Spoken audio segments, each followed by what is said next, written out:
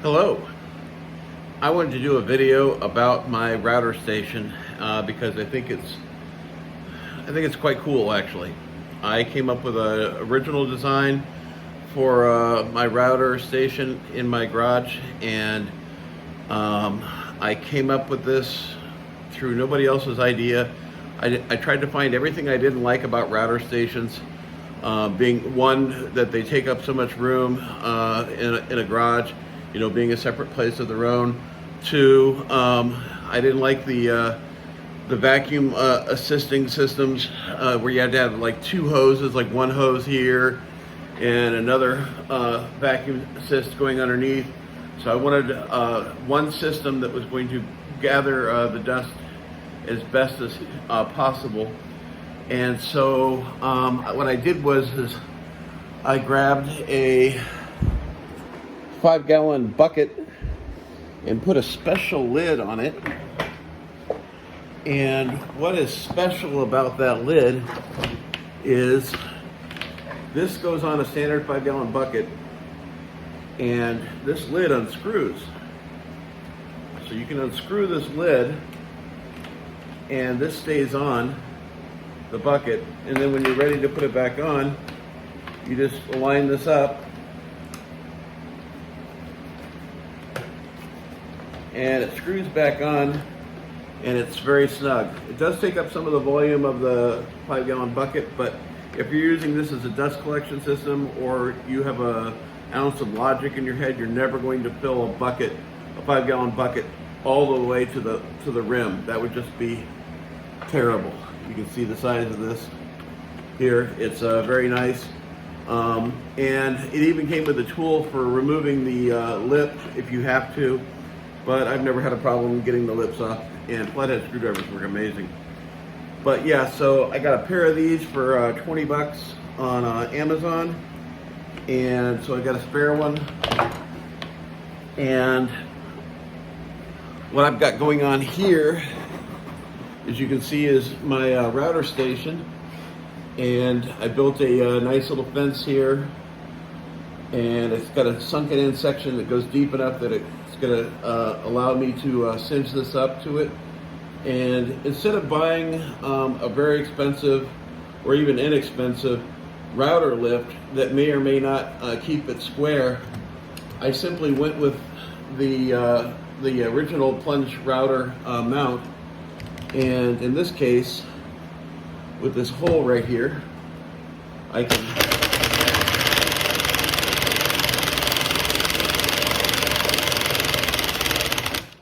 bring this all the way up at the height that I need. That's beyond the clear line here. I think I have a piece of wood over here. So this is just a little bit above the cutting line. So I would just take this and bring that back down just a little bit. There we go. And so that would be the maximum cutting edge for this particular blade. Obviously, you would want to have something that goes up to there. So since this is just a small piece of wood, I would want to go to here, so that way the roller is on there, and that way it's going to operate it more smoothly. And let's see if we can bring this down. And yeah, I don't have a big budget for videos. But so the big thing for this router station was I wanted ease of comfort, use, the fact that it's not going to take up a lot of space. I have a huge workbench here, which I'll show you. And you can see I'm still in the middle of a few different projects. But this is where this is a station where I actually build other things, and I've got this set down here at this level for a reason, and it matches up with these templates, so I can drop these templates right in, and it brings it flush to the table. But when this thing is engaged for vacuum assist on the router has a pedal So I can just push the pedal and it engages the router, and as soon as I take my foot off the pedal, router's disengaged. I don't have to think about it anymore. And I've got the same thing with my vacuum set up over there, and that'll be set up with this as well. So as soon as the router comes on, the vacuum will come on. And to test the strength of this thing, I brought my CFM meter, my ammeter, I can't pronounce that, and I can set this to maximum, and so if I blow into this, the maximum feet per minute was 914 for me blowing into it.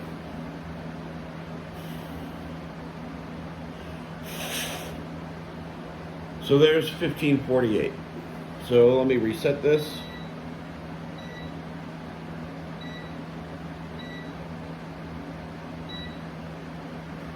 And there is no air activity here, and I'm just going to set this on the edge, not directly in the port, but just next to the port. And let's turn on the vacuum.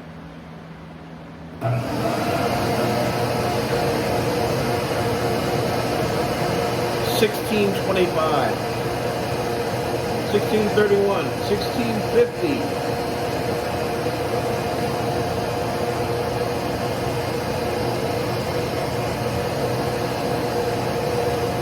And with this thing on,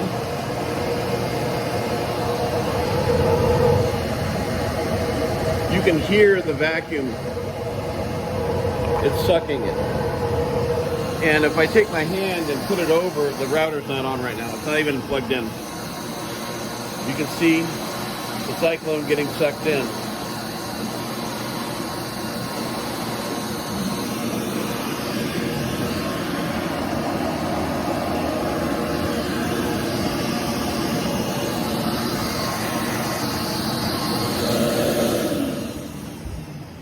So this has got quite a bit of suction power, and it's definitely going to give me the range of vacuum that I need. And if you look inside of here, you can see this has got a nice amount of depth. And if I'm doing flushing, bringing this any further in than this edge here is really going to kind of defeat the purpose of it, because I'm just trying to flush the edge. But I'm going to do round over bits and maybe some rabbits here and there. And so I made this chamber deep enough that it can definitely affect. And let me trip on a piece of wood.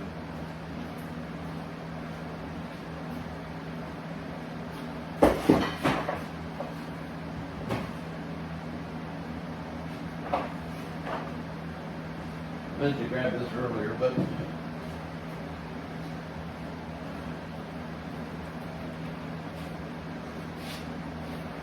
so I'm going to take this and stuff this all around here.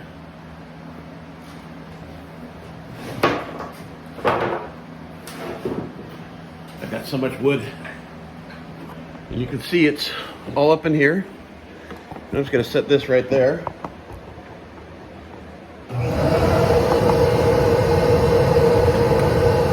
See it, pulled it right in, no problem.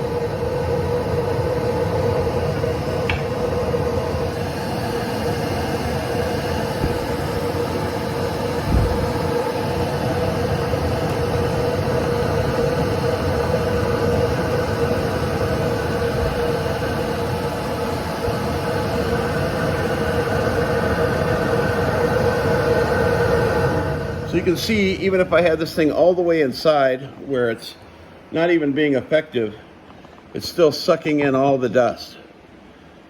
So at least along the edge. Anything that's over here, it's, you know, can't do a lot about that.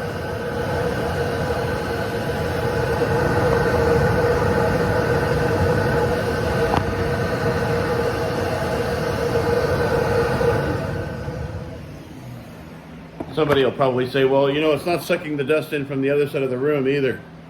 Yeah, well, you know, it's obviously not supposed to do that. But when I'm done with this, I've got this vents loose right now. I can just take this and now she's out of the way. And I built this fence, by the way, out of redwood. I wanted something, a nice hardwood that was going to work really well. And as you can see, I did put a little bit of Craftsman into it. It's 2 pieces in the front here, and then the bottom edge is also a hard redwood, and then this is just a piece of extra plywood here, and this was just to seal up the chamber in the back so I didn't have to deal with any kind of a vacuum leak. But yeah, avoiding a vacuum leak, and this is exactly what I'm talking about. And I think this turned out really well. The Home Depot bucket is like, what, $4? We'll say that the lids are $10 each because I got a 2-pack for $20. I think it was like $21 shipped, so it was like $10.50 for each lid. And then, so that's $14, and we'll say $15 just to make it a round number. And then all I had to do is get the hose, and this is the PowerTech hose you see here, and I just made a hole in the side. And if I take this rag is here actually to seal up the hole. So let's see, counterclockwise. I have to do it with my left hand.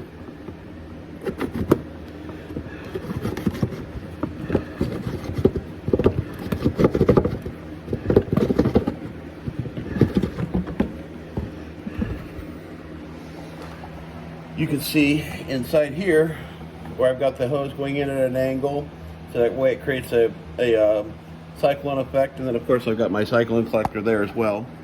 There is going to be some dust in the bottom of this. I can't control that, but this is going to get the majority of it. And the main thing about it is to suck in any of the dust that would normally be flying all around the room. And you can see that it's secured up in there really well. This isn't going anywhere. I mean, this is very sturdy. I put a bunch of screws to lock it down in place. And then, I don't know if you can see the black line at the top. That's a section of window seal that goes around the lip to make sure it's a nice snug fit. And then this top piece of wood here also has a nice ring around it as well, so that the 2 pieces of wood don't have any spots where any of the vacuum is lost because of air leaks.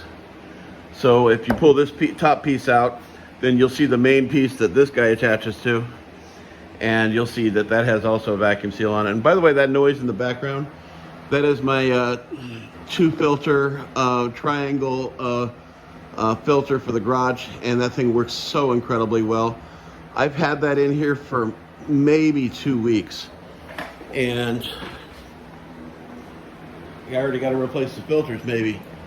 They used to be white, but they are clearly not white anymore. And they're definitely cleaning it up. And the air pressure on this, since you asked, let's reset this guy.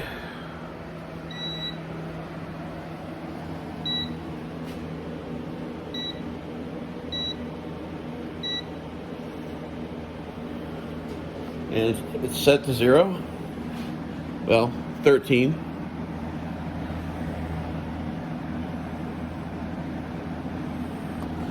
And this is about 2 inches in front of the fan. 719 feet per minute, which is not bad. I did the math on that, and I think it's close to 1,200 total feet per minute. Or maybe, no, it was 1,600, that's right. So this is just, you know, the grab number. If I take this and put it right up against the fan,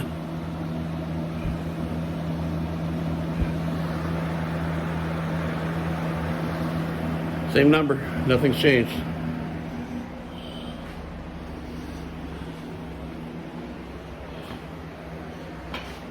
Oh. But yeah, I'm very happy with the way this turned out. And I just wanted to come up with some way to, not something original necessarily, but some way to grab the dust and run it through my dust collection system. So I've got the one 5-gallon here, and then I got the dual piece I made here from the Chris Notap design. Thank you for that design, Chris. He did that years ago. I think it cost me $21 in parts. Then I upgraded it to, with a little bit more money, to this 2.5-inch pipe tubing, and then it's the same on the back side, that black hose, which goes down to the shop vac that was given to me by one of my neighbors. So that didn't cost me a penny. My other shop vac over there, my wife bought me that one for about 50 bucks about 6 years ago. These little shop vacs are amazing, but putting a 2.5-inch pipe on it, yeah, that made a huge difference. By the way, this is just sitting on here. It's not sealed on here, but the vacuum actually keeps it locked on there so it doesn't want to come off. Even so, it's not like a blower where it's going to push it off. This is just working from that alone. And I'm very happy with the way this all turned out. And I can't wait to start doing round over edges on things like my projects and stuff.